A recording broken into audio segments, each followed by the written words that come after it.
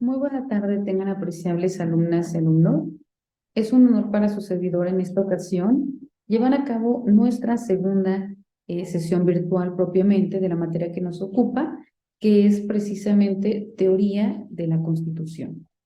Es importante indicar que el día de hoy hablaremos, sin lugar a dudas, del concepto y de la clasificación de la Constitución desde su concepto material, desde su concepto formal, el concepto mismo de la Constitución, las clasificaciones según diferentes autores y luego entonces abundaremos acerca del poder constituyente. Cuando nosotros hablamos en ese sentido, bueno, principalmente vamos a partir acerca del significado de la Constitución. Cuando hablamos de la Constitución, nos adentramos acerca del conjunto de principios, de normas, de reglas y también aquellas pretensiones que establecen la forma de un Estado de Derecho, así como también se encargan de organizar la estructura y también de la forma en que opera ese Estado, delimitándolo a través de sus propias instituciones, ya sea de la administración pública, y en concordancia establecen también los procedimientos y las sanciones para que el mismo Estado, en caso de que no cumpla con las normas establecidas de dicha Constitución, pues se vea también sancionado. Es por ello que la Constitución, vamos a entenderlo, vamos a conocerla también con otros significados, como puede ser la Carta Magna, como puede ser la Constitución política, como puede ser la ley suprema. ¿Por qué? Porque es aquella que rige todo el ordenamiento jurídico de una entidad. Y hablamos propiamente de esta ley primaria porque no existe ninguna ley ordinaria que pueda estar por encima de ella, ¿no? Por ello es llamada ley suprema. Vemos que también esta forma de organización también emana de los organismos o de su estructura. ¿Por qué? Porque ningún organismo, ente, funcionario de Estado, ley, decreto o acto de la administración pública, pues puede ir en contra de lo establecido en la Constitución del Estado. La Carta Magna vemos que es aquella que busca proteger los derechos, pero también los intereses de todos los ciudadanos como tal. Vemos también que cuando nosotros hacemos mención a la democracia y a la Constitución, que es propiamente aquella que es creada por nuestros legisladores, y los legisladores a su vez pues ocupan estos cargos a partir del voto o la designación de nosotros como individuos, por ello la democracia, ¿no? El poder del pueblo depositado en determinadas personas para que puedan actuar y para que deban actuar en beneficio de la colectividad. Por ello es importante adentrarnos también en la democracia y la clasificación de las constituciones. Por esto vemos que la finalidad propiamente es que de la Constitución, pues es determinar la situación actual que guardan la doctrina respecto a la clasificación de las constituciones. Y para ello, pues vemos que existen diferentes teorías, ¿no? Teorías tradicionales, que son aquellas que se basan en criterios clasificadores para adentrarnos acerca del postulado de los textos constitucionales. Y mediante las teorías, bueno, pues lo que buscan es identificar cuáles son los criterios, las perspectivas y qué tratadistas pues les han dado sentido, ¿no?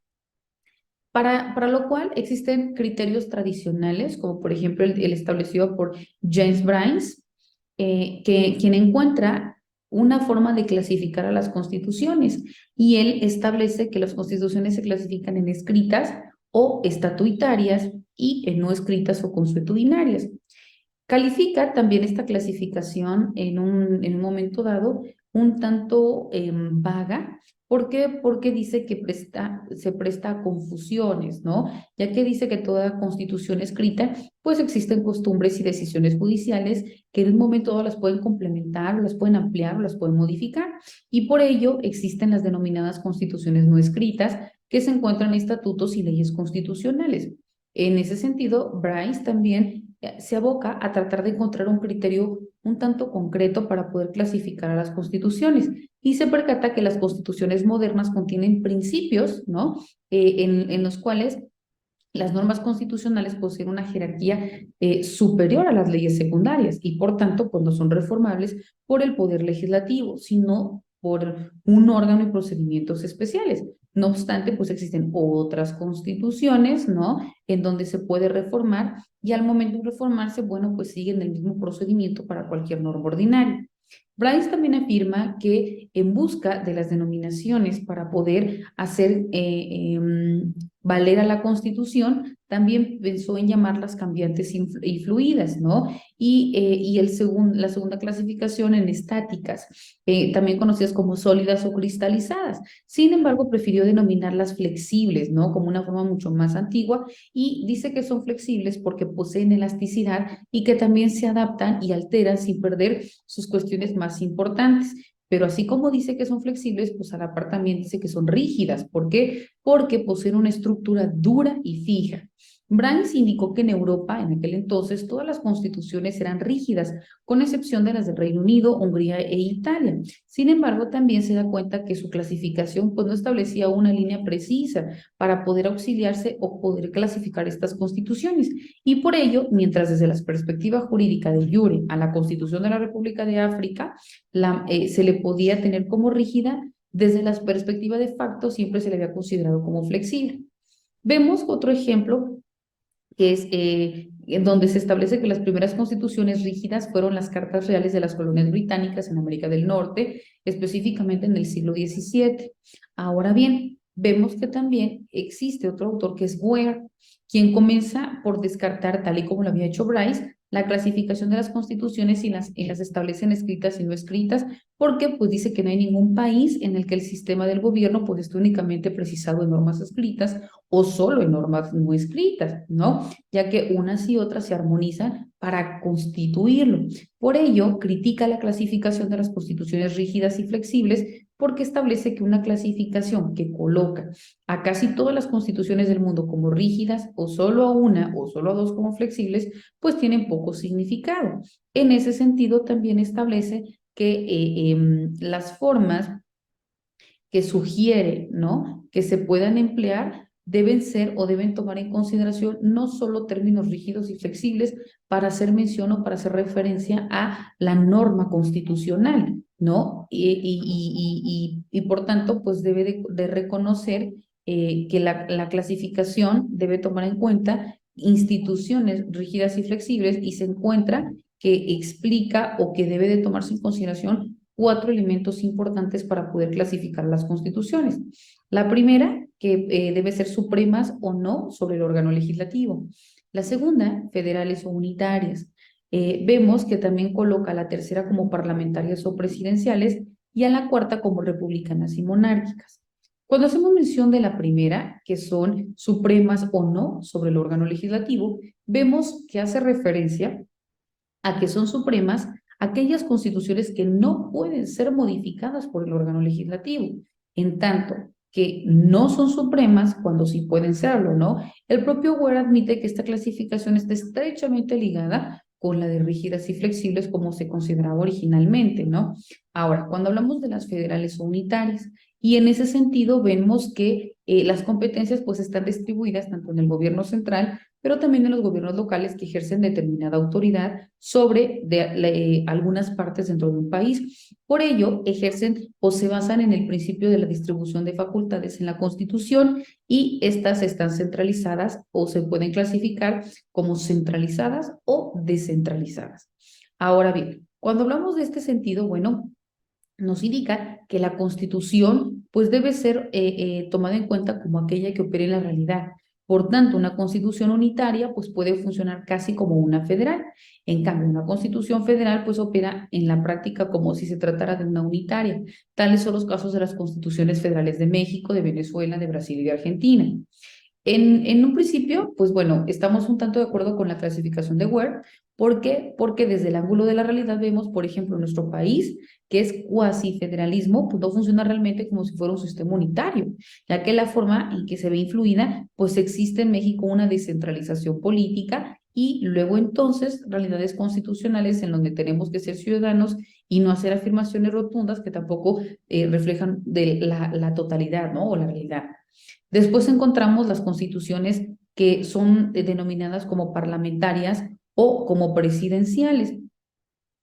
Y de acuerdo en este grado, bueno, es en donde se acepta el principio de separación de poderes o de distribución de poderes, ya que en principio, pues un sistema presidencial, los poderes se encuentran más independientes, es decir, se encuentran separados, ¿no?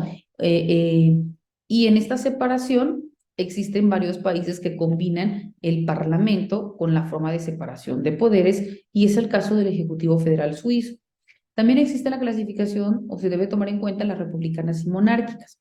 Y en ese sentido, bueno, son republicanas cuando el poder está distribuido en el pueblo, y son monárquicas cuando queda depositado en una sola persona, quien ejerce esta autoridad. Vemos que esta clasificación de Ware se puede citar algunas críticas, algunas formas de analizar, ¿no? Pero vemos que en este caso son los elementos que según Ware se debe tomar en consideración para poder emitir una clasificación como tal.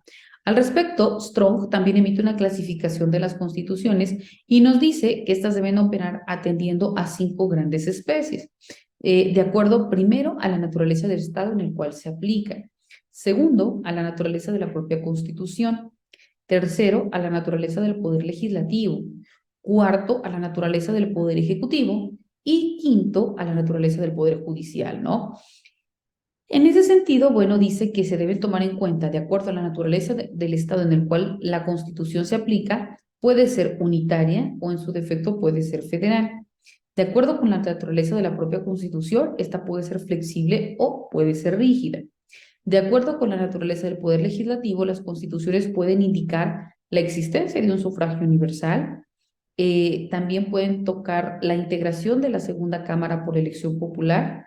Existen procedimientos de gobierno indirecto como el refrendo, la iniciativa popular, entre otras, ¿no? Eh, Existe también la existencia de un sufragio calificado, el distrito plurinominal, la integración de la segunda cámara por métodos no electos o parcialmente electivos, y no existen procedimientos de gobierno semidirectos. De acuerdo con la naturaleza del poder ejecutivo, las constituciones pueden ser parlamentarias o pueden ser presidenciales. Y de acuerdo con la naturaleza del poder judicial, las constituciones pueden ser de Estado de Derecho, como la Rule of Law, o de derecho administrativo. En el caso del Estado de Derecho, los actos de los funcionarios en cuanto a que estén sometidos a las reglas del derecho común, y en caso del derecho administrativo, vemos que estén sometidos a reglas de protección que son las del derecho administrativo, y por ello vemos que pues carecen de un reconocimiento, ¿no? Smith clasifica a las constituciones en 5: escritas y no escritas, flexibles e inflexibles, monárquicas y republicanas, presidenciales y parlamentarias, y federales y unitarias. En ese sentido, Smith realiza consideraciones muy puntuales. Por ejemplo, dice que toma en consonancia la forma en que las abordaba Ware. Sin embargo, agrega 2 categorías, que son las diárquicas y no diárquicas. Cuando hablamos de una constitución diárquica, nos dice que es aquella en la cual existe una división de competencias gubernativas entre 2 o más autoridades. División que es completamente ajena a la que se realiza de acuerdo con una base regional, pero que considera o que puede encontrarse dividido entre el poder legislativo y el poder ejecutivo. Ahora, también nos indica que existe la de partido único y otras constituciones. En ese sentido, aclara que una constitución solo admite la existencia de un partido cuando opera de una forma diferente a la libertad de asociación política que en un momento dado pues le está siendo permitida. Vemos también, apreciables alumnos, que cuando nosotros estamos reconociendo o estamos aludiendo a esta forma específica de validación de constituciones o de clasificación de constituciones, pues también es importante adentrarnos dentro de todas estas formas o todas estas variables para poder identificar cómo va evolucionando, cómo lo conciben los autores y cuáles son también las que operan, ¿no? Al respecto, Leslie Wall Phillips presenta un modelo que posee 3 categorías para poder clasificar a las constituciones. En ese modelo pretende analizar los sistemas constitucionales de una forma, según, más objetiva y más detallada. Y ella indica que pueden considerarse las constituciones escritas y no escritas, o codificadas y no codificadas. Las condicionales y no condicionales, de acuerdo a si la Constitución posee o no procedimientos especiales para poder ser reformada. También las superiores y subordinadas, de acuerdo a si la reforma constitucional la realiza un órgano especial o la puede realizar el propio poder legislativo, ¿no? Pueden ser rígidas y pueden ser flexibles de acuerdo con la facilidad, pero también de acuerdo con la frecuencia con que se reforma.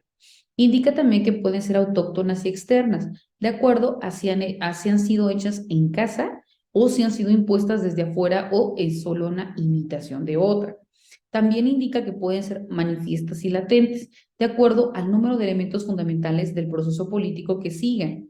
También nos indica que pueden ser presidenciales y parlamentarias, monárquicas y republicanas, bicamerales o unicamerales, competitivas y consolidadas, y en este sentido es de acuerdo a si existe o hay ausencia de fuerzas competitivas en las propuestas jurídicas o en la práctica real del sistema constitucional. También emite las que son programáticas y confirmatorias. Esto es de acuerdo a la existencia o, en su defecto, a la ausencia o al cuando las cláusulas programáticas la contengan. Puede ser también justiciables y nugatorias, de acuerdo a los procedimientos existentes para la defensa de la Constitución, lo que se le conoce como la protección efectiva que la propia ley fundamental tiene para poder hacer valer sus preceptos, y también en federales y en unitarias, ¿no? Por eso, Walt Phillips se esfuerza para poder superar algunos problemas que en un momento dado se fueron estableciendo en cuanto a las clasificaciones, y por ello afirma que el problema de la clasificación de las constituciones se puede suscitar por dos vertientes: una, por la estructura de Bryce Ware, ¿no? Y la otra por Lowenstein, que en ese sentido, bueno, se trata de armonizar estas dos vertientes y la de incluir elementos únicamente que sean necesarios, y por ello propuso esta forma de reconocimiento, ¿no?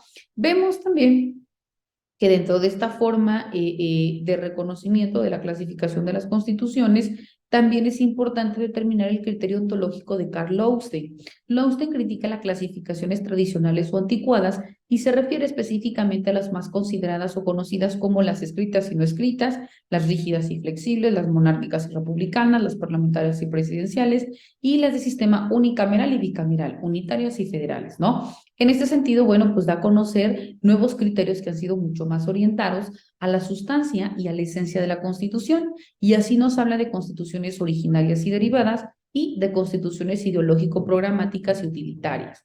Cuando hablamos de la Constitución originaria, vemos que es aquella que crea un nuevo principio funcional para el poder político y para la formación de la voluntad estatal. Por ello, se dice que es originaria cuando no sigue ningún principio asentado o constituido por las leyes federales.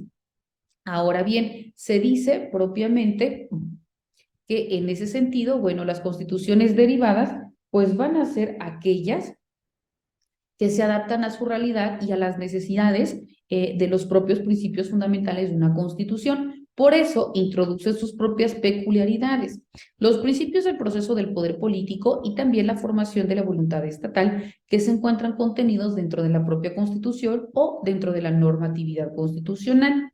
Vemos también en ese sentido que la clasificación de las constituciones, donde indican que son ideológico-programáticas y utilitarias, responden al criterio de si una constitución emana de un programa ideológico y si está cargada ideológicamente, o si solo se presenta en un cuadro utilitario con la finalidad de poder regular el mecanismo de proceso gubernamental. En ese sentido, bueno, vemos también que es la forma de reconocimiento o la forma de poder en que lo maneja, ¿no? Ahora, cuando nosotros hablamos propiamente de otra forma de reconocimiento, que es el poder constituyente. Cuando hablamos del poder constituyente, vemos que se trata de aquella capacidad extraordinaria que tiene el pueblo para poder contar con una constitución, ¿no? Y en base a esta poder instaurar el Estado, las leyes, las autoridades y el gobierno que convenga propiamente a sus intereses. Es por esto que el poder constituyente es aquella capacidad extraordinaria donde establece también limitaciones de la sociedad paraestatal para decidir por sí sola y sin injerencia el destino presente y futuro de los habitantes, de sus recursos y de las potencialidades del desarrollo.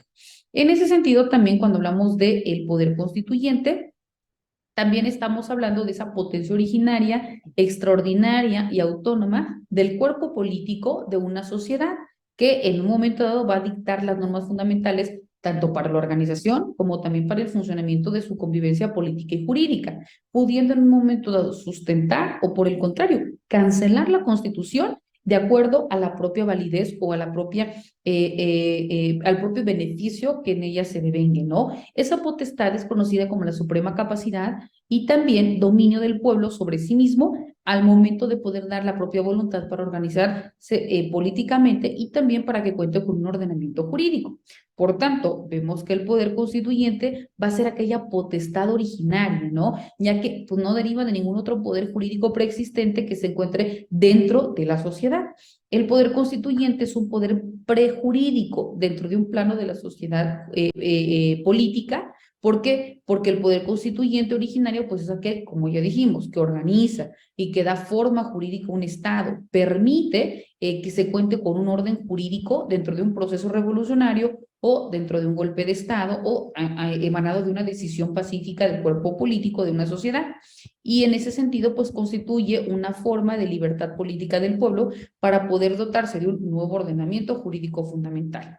Vemos que el poder constituyente originario, pues permanece siempre como un poder plenamente autónomo para poder ordenar, para poder reordenar la convivencia básica de una sociedad política a través de una constitución política cuando así lo decida, ya sea de manera autónoma por el cuerpo político de una sociedad y que también pues tiene la libertad para configurar este ordenamiento jurídico. Vemos también que el poder constituyente es extraordinario, ya que no opera regularmente como una necesidad o como una potestad estatal, sino solo en los momentos en que el ordenamiento constitucional entra en crisis y por tanto pues debe ser sustituido, ¿no? Vemos también que el poder constituyente es plenamente autónomo. ¿Por qué? Porque puede fundar la Constitución en la idea de derecho válido que emana de la voluntad del cuerpo político de la sociedad democráticamente establecido. También vemos que en ese sentido la Constitución o la concepción del poder constituyente admite únicamente al pueblo en cuanto a cuerpo político de una sociedad como sujeto titular de ella y por ende pues excluye todo intento de atribuir el poder constituyente a determinados individuos, a determinados sectores o a determinadas instituciones como ha ocurrido por los gobiernos autocráticos emanados de golpes militares, como es el caso pues de América Latina, ¿no? Quienes pues se atribuyeron el poder constituyente vaciándole de contenido esencial y también en ese sentido, bueno, pues únicamente beneficia a un grupo en particular. Vemos que cuando también nosotros estamos hablando de esta forma de reconocimiento del poder constituyente, también el poder constituyente representa o cuenta con caracteres específicos. Dentro de estos caracteres específicos, cuando hablamos de estas formas de reconocimiento o de estos caracteres de poderes, vemos que en ese sentido el poder constituyente tiene diferentes caracteres, dentro de los cuales se encuentran que es originario, que es permanente, que es uno y también es indivisible, que es eficaz, que es intransferible, que es inalienable y que también es imprescriptible. Cuando nosotros hablamos de la característica del poder constituyente como una forma originaria, vemos que es porque se fundamenta directamente con la voluntad popular, es decir, no emana de ninguna norma constitucional, reglamentaria, legal, y es en ese sentido originario porque el poder constituyente forma todo el sistema normativo que se encuentra dentro del orden jurídico de un Estado. Se dice también que el poder constituyente es permanente. ¿Por qué es permanente? Porque no se agota con la puesta en vigencia de la constitución política, sino que a partir de ese momento vemos que cesan las actividades que le son conferidas a quienes ejercen el poder constituyente, pero este poder no desaparece, sino de nueva cuenta regresa al pueblo donde permanece en un estado latente y que se encuentra a espera de determinadas cuestiones sociales, políticas, culturales, etcétera, que lo obliguen de nueva cuenta a poder activarse, ¿no?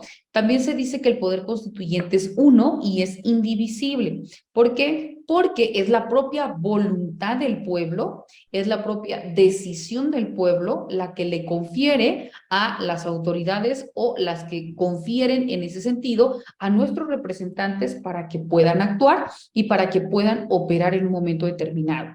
Por ello se dice que es la voluntad del pueblo, es una sola decisión para poder designar a los representantes y para poder crear una constitución que es la que va a regir a toda la colectividad.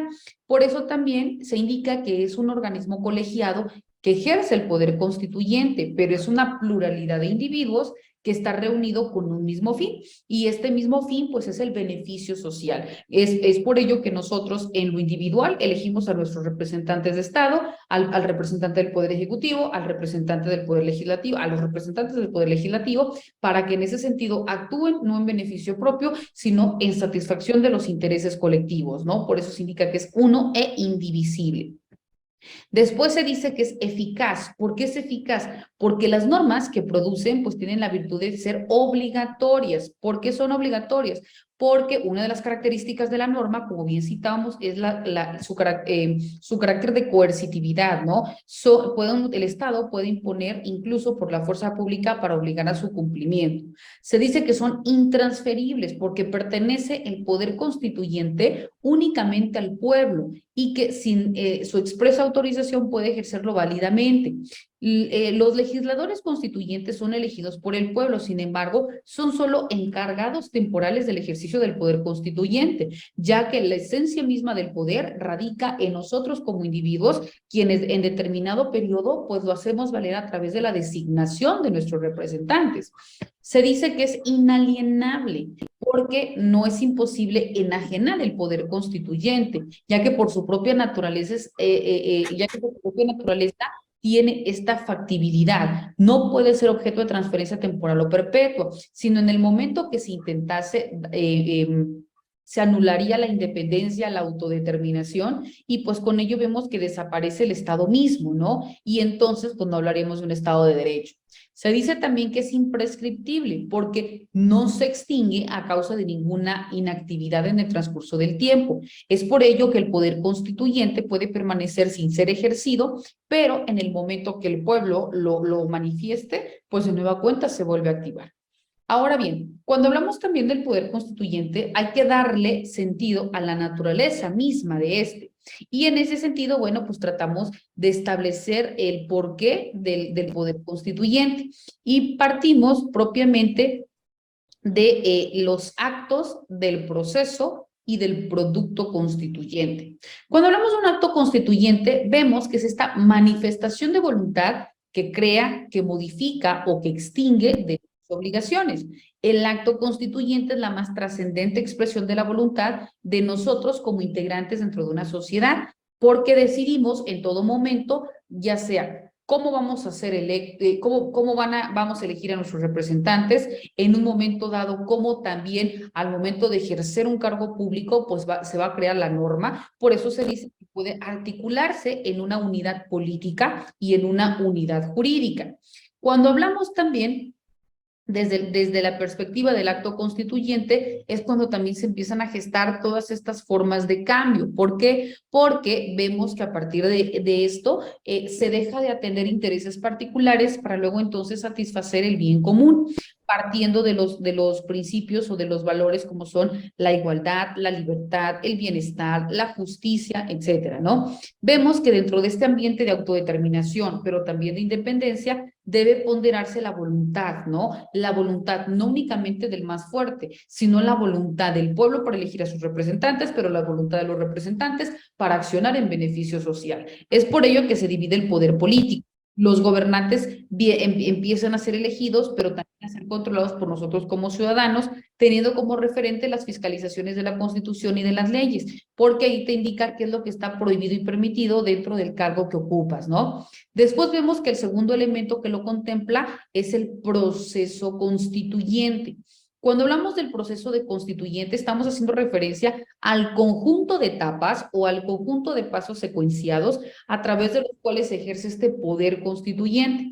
Y este va a empezar o va a gestarse con la convocatoria que se realiza previamente dentro de las elecciones para poder designar a los representantes del pueblo, quienes obviamente tendrán el periodo para ejercerlo determinado, y luego entonces se establece el proyecto de constitución política. ¿Por qué? Porque son aquellos que emanados de su poder pues van a determinar en un momento dado la creación, la modificación, en este caso la reforma o la abrogación de instrumentos jurídicos normativos.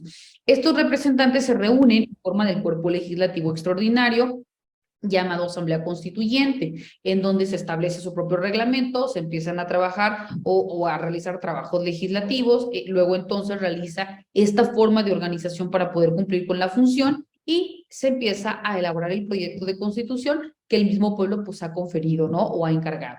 Vemos que después de esta forma de reconocimiento, pues termina el trabajo, el proyecto es sometido a consulta popular y si la mayoría de los ciudadanos lo aprueba en referéndum, pues entonces puede decirse que se crea esta constitución, se aplica, se hace válida, ¿no? Lo demás ya vemos que es una cuestión de mero trámite. Y vemos que el siguiente y último elemento, pues es propiamente el poder constituido o el producto constituyente. Cuando hablamos de este producto constituyente nos referimos propiamente a la materialización de la decisión, es decir, a la constitución política del Estado. Y cuando hablamos de nuestra constitución, pues hacemos referencia, como ya lo habíamos comentado hace rato, al conjunto de normas supremas que rigen el comportamiento de la unidad política que surge en un momento determinado y que luego entonces se produce como el acto constituyente.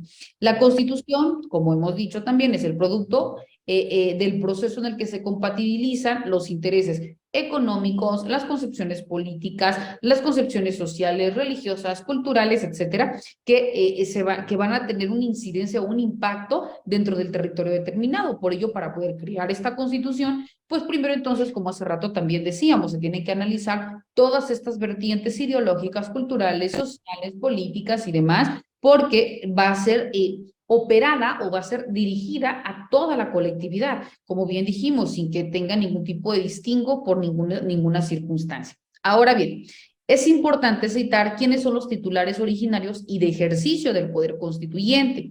Y vemos que el poder constituyente, como también ya lo hemos manifestado, viene original y esencialmente del pueblo, ¿no? Por ello se dice que el poder, como lo establece la democracia, ¿no? Es demos pueblo y claro poder, el poder del pueblo para decidir a sus representantes, para elegirlos de manera libre, consciente, democrática, ¿no? Por tanto, pues se decide sobre quiénes lo van a ejercer, y quienes van a actuar al título de una representación, que esta representación es temporal, pero también es específica, es decir, durante este periodo tú vas a ostentar este cargo, ¿no? Y obviamente nada más vas a adecuarte a realizar o abstenerte de realizar determinadas funciones que emanan de este servicio. Por tanto, deben solo y únicamente redactar el proyecto de constitución y nada más. Vemos que también los partidos o los partidarios más bien de las corrientes teológicas afirman que el poder constituyente proviene en un principio de Dios, ¿no? Luego empiezan a tener estas providencias.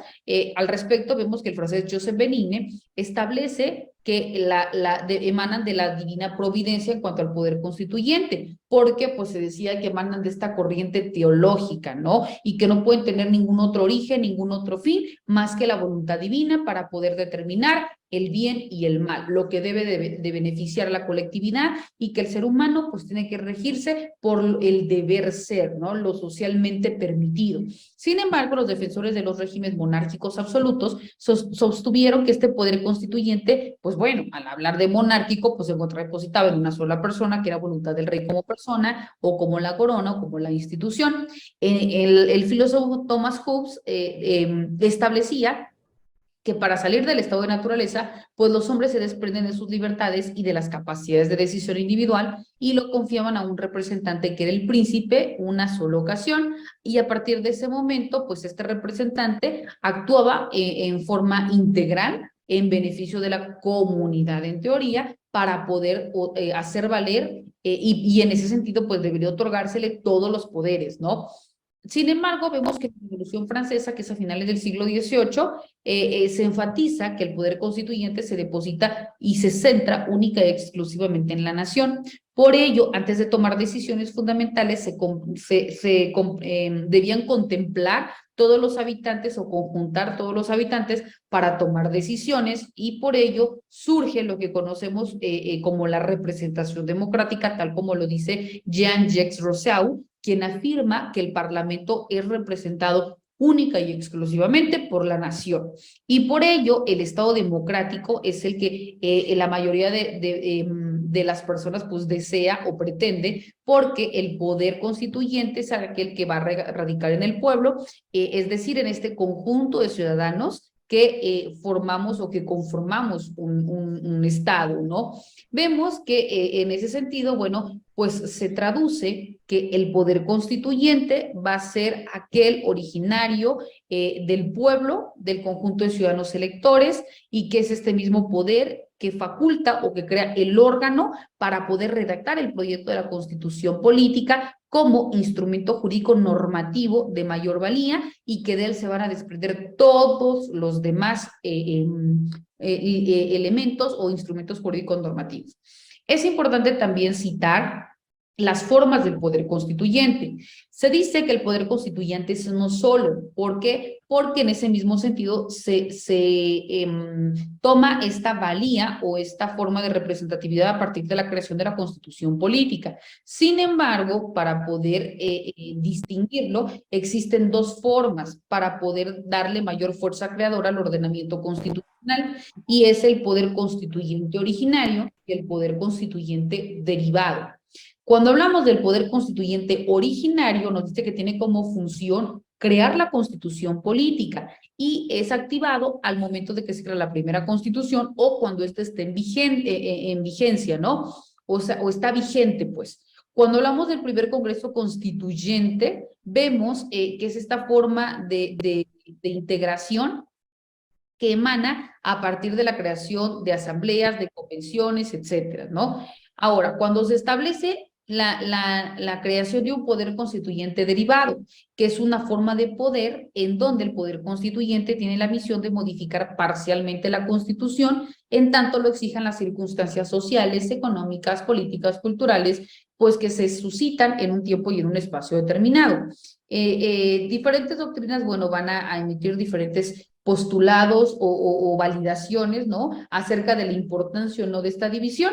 Pero bueno, nosotros sabemos que existe una ley suprema, que es esta ley suprema, nuestra Carta Magna, que en ella se contemplan nuestros derechos humanos, que está dividida en dos apartados, que es la parte dogmática, la parte orgánica. Dentro de la parte dogmática se reconocen los derechos humanos de las personas, así como también la obligatoriedad que tiene el Estado para protegerlos, salvaguardarlos y hacerlos valer, ¿no? Y la parte orgánica es la cuestión estructural que tiene el Estado, su forma de división de poderes, y demás cuestiones inherentes a la forma estructural o la forma organizacional que debe tener para el buen funcionamiento de nuestro territorio. También donde comprenden las acciones y las omisiones en que incurren los representantes del poder, y también donde se establecen de manera genérica estas formas de reconocimiento para poder dar cabida a la creación de nuevos instrumentos jurídicos normativos, a la creación también de tribunales, etcétera, ¿no? Para que puedan operar. Es también importante que nosotros diferenciemos lo que es el poder constituyente y los poderes constituidos. Cuando hablamos de estas dos vertientes que se interrelacionan, vemos que existe una relación de causa y efecto. ¿Por qué? Porque el poder constituyente es aquella fuerza creadora del Estado y por consonancia del derecho. Es decir, el pueblo es quien decide la forma en que elige a sus representantes, quiénes van a ser los representantes, el tiempo por el cual van a ser electos, etcétera, ¿no? Y cuando estamos hablando de los poderes constituidos, también son esta suma de fuerzas, pero que son creadas por el poder constituyente y que tienen como objetivo implementar la estructura del Estado, y que tienen como base el diseño que se encuentra comprendido dentro de la Constitución política. Por ello, los poderes constituidos van a ser estas instituciones que son creadas por el poder constituyente, ¿no? El poder constituyente va a ser materializado en cuanto a su producto, es decir, en la Constitución política, y los poderes constituidos en las leyes comunes y en los organismos estatales ordinarios. Por ello vemos que los poderes constituidos pues tienen dos características fundamentales, como este conjunto de instituciones gubernamentales en donde se expresa la forma orgánica y también la cuestión formalmente válida del poder del Estado. Vemos que la segunda característica es esta subordinación jurídica normativa de los poderes constituidos respecto al poder constituyente. Por ello, va a también establecer diferentes fundamentos o límites del poder constituyente. Vemos que el poder constituyente tiene esta forma de validación, y en ese sentido, bueno, nos dice que la limitación de los poderes puede centrarse, uno, como límites formales. ¿Por qué como límites formales? Porque la actividad del poder constituyente no puede estar gobernada por órganos o procedimientos de naturaleza jurídica, sino que estos nacen al final del proceso constituyente como producto de esas labores creadas. Es decir, no tiene límites formales ni tampoco restricciones legales. Cuando hablamos de los límites materiales, nos dice que el poder constituyente tiene límites materiales porque tiene que ser conveniente para poder conocer, para lograr un mejor dominio y que en ese sentido pueden ser fácticos, ideológicos y axiológicos. Son límites fácticos al conjunto de factores sociales, políticos, económicos, religiosos que forman el entorno real de los sujetos a quienes se debe ejercer el poder constituyente originario. Son límites ideológicos los conceptos, las teorías, las opiniones, las creencias, la sociedad misma y el pensamiento, ¿no? Para poder dirigir o para poder orientar hacia dónde va a ir dirigido también el poder. Y son límites axiológicos todas estas reacciones, conductas y actitudes éticas que son consideradas como valiosas para la sociedad y por tanto, bueno, también son tomadas en consideración al momento de hacer válido esta forma de reconocimiento o de poder. Vemos en ese sentido, porque ya me está marcando que me va a cerrar la plataforma, que estas son las formas de reconocimiento, las formas también de poder aplicar el poder constituyente, el poder constituido. También es importante que nosotros, como vimos al principio, y qué lástima que no se pudo conectar, apreciable maestro, porque también abonamos acerca de la Constitución, la clasificación de las constituciones según diferentes autores, cómo lo citan, cuáles son los alcances, muchos lo manejan como rígidas, flexibles, republicanas, monárquicas, etcétera, ¿no? Pero esta sesión virtual, al igual que la otra, está siendo grabada para que en el momento que a mí me redireccionen la liga, yo se las pueda compartir igual en nuestra plataforma y en el momento que ustedes tengan un tiempo, pues puedan visualizar su contenido y pues contribuya en su proceso formativo. De todos modos, para cualquier duda, comentario, tienen mi número personal, yo estoy a sus apreciables órdenes. ¿Le parece bien, apreciable maestro? Gracias, doctora, muy amable, buenas tardes. Buenas tardes. Bueno, pues en ese sentido, damos por culminada antes de que me vaya a cerrar de manera fortuita la sesión. También estaré cargando en el transcurso de esta semana las cápsulas informativas que son 4. Ahorita ya tenemos una en nuestra plataforma, pero son 4 cápsulas informativas adicionales a las 2 sesiones virtuales para que también usted pueda validar su contenido y contribuya con su proceso formativo. Bueno, pues le deseo mucho éxito, que tenga un excelente día o lo que resta del día, un excelente fin de semana y como siempre estoy para servirle, que tenga mucho éxito. Bendiciones. Igualmente para usted, doctora, muy buena tarde. Gracias, hasta luego.